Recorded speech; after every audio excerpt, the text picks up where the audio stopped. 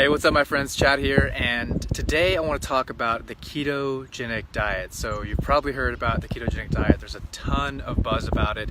I think it's the most searched diet term right now on the internet. So in this video I'm going to talk more about it, who it's for, some of the concerns, and just my experience with it, and give you any advice I can. So to be clear, the ketogenic diet it's a macronutrient specific diet. So macronutrients, we're talking about proteins, carbs, and fat. And for a ketogenic diet, that's a moderate protein, a low carbohydrate, high fat diet. So it's completely opposite of what most people are eating with the standard American diet. So most people, we're eating very little protein, extremely low fat, and a ton of carbohydrates, specifically in the refined form. And that's really what sets us up for a lot of health problems, metabolic derangement, inflammation, and weight gain. So it's a drastic shift in macronutrients when you move to a ketogenic diet. And one of the things that happens when you're moving away from that many carbohydrates to consuming more fat is that your body starts becoming fat adapted, and you start using ketones as a fuel source instead of carbohydrates. And this has a lot of benefits. So to name a few, weight loss, decreasing inflammation, improving your energy, improving your mood.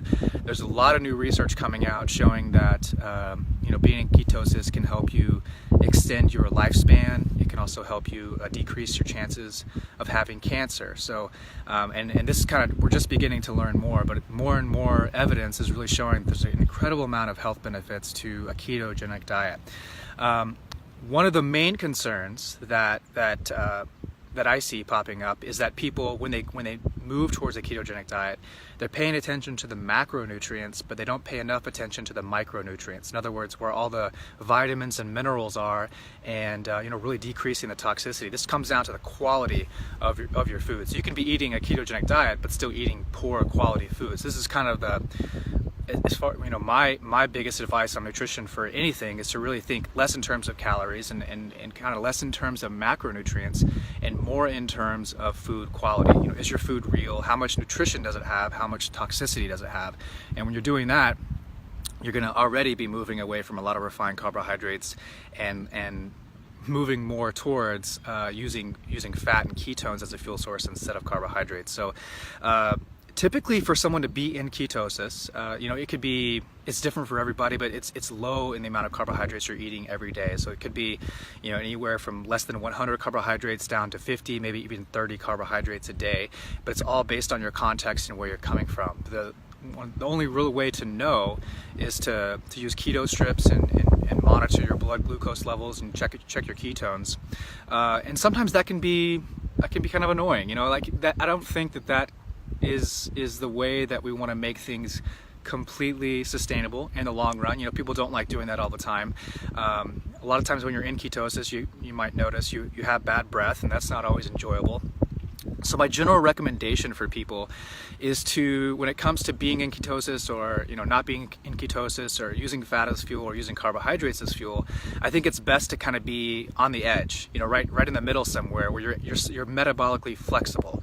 You're able to use ketones as a fuel source, and you're able to use glucose or carbohydrates as a fuel source, and that's really the sweet spot. And that way, you're going to get the results you want, as long as you're maximizing nutrition and minimizing toxicity, and you don't have to monitor whether or not you're in ketosis all the time. It becomes much more enjoyable and sustainable in the long run.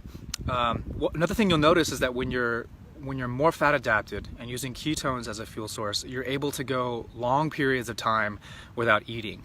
If you're someone who, right when you wake up, you're extremely hungry and you have to have something, and then you usually it's the cereal with milk or something like that, a banana, those are all carbohydrates. What you'll find is you'll need a snack like 2 hours later, because it's such a spike to your blood sugar, and then it drops, and then you're going to get hungry again, and you typically want what gave you the energy, so you go back to carbohydrates. It's just kind of up and down cycle of blood sugar, and that pattern is what gets a lot of people in trouble.